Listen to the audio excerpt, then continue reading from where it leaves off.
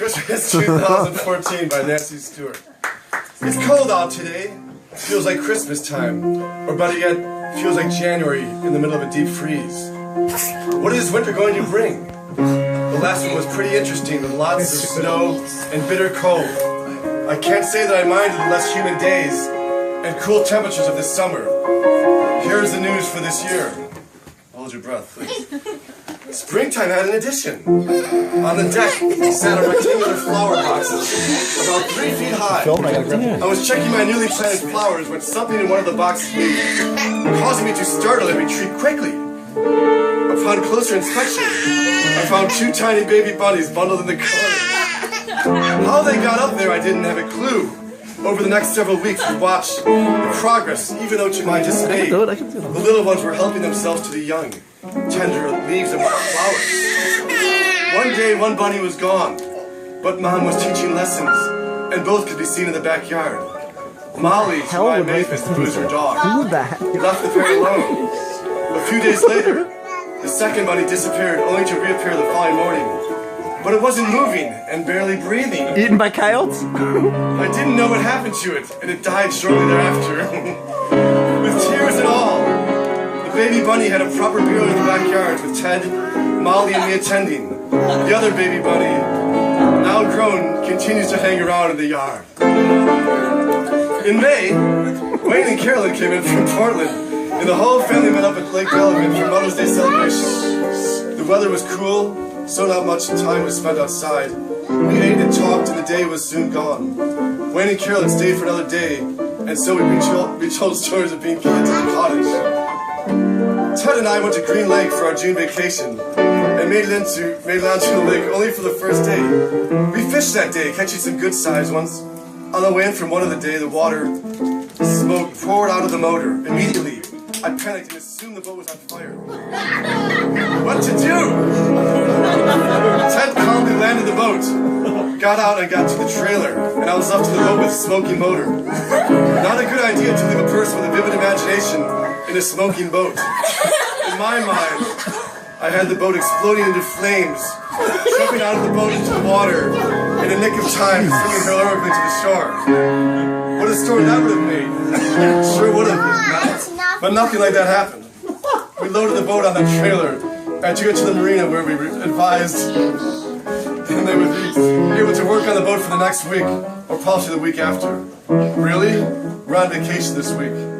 So there was no boating for most of the week. Really? We fished from shore and investigated undiscovered areas of Green Lake by car. In October, our last vacation trip of the season, the polar vortex, or whatever it was, moved into Wisconsin, bringing chilly weather and gale-force winds. The bay where we launched took rather calm and peacefulness, compared to what weather would report advised with winds coming out of the northwest with expected gusts of over 40 miles per hour. As we looked on, we threw caution to the wind and set sail for the bay for open waters. Immediately, just out of the sheltered bay area, the wind picked up. But it would be fine, or so we thought. Perhaps just a little choppy. The trolling motor dropped through its slot, and the propeller blades began to turn, heading straight for shallower water and those elusive smallmouth bass. Something was wrong with the motor, however, as we could not maneuver to the left or the right.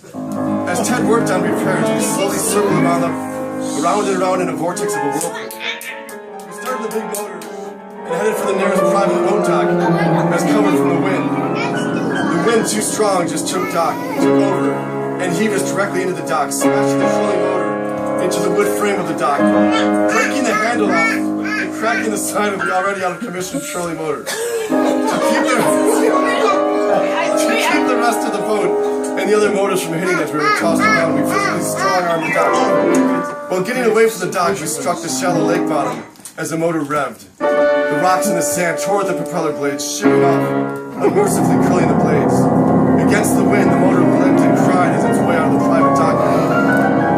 Returning to the launch dock, I jumped out, and with the rope attempted to tie up the boat, but the boat and driver pulled away, taking the rope from my hand. And there I was, standing on the dock, watching as the boat slid off to deep waters, yelling, "What are you doing, and where are you going?" An ill-tempered reply came back, "We're leaving. Windy out here." We finally tied the boat alongside the dock and retrieved the trailer.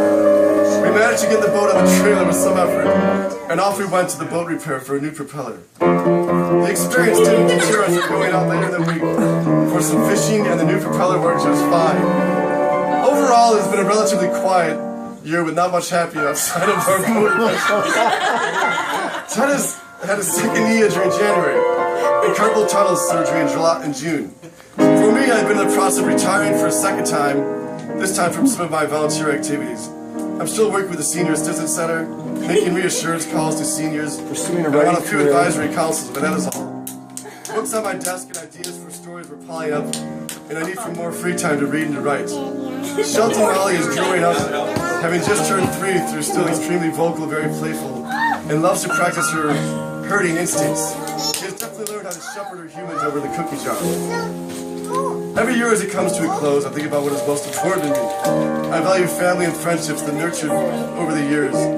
Sharing together the history of our lives, retelling stories, listening to each other, sustaining reality, and accepting help when needed from those we love and trust. To all my family and friends, I'm sorry for putting through this miserable letter. I'm grateful and thankful to you in my life. Does she really say that? And as I always, I wish you all a very Merry Christmas and Happy New Year. Love and love. Cheers.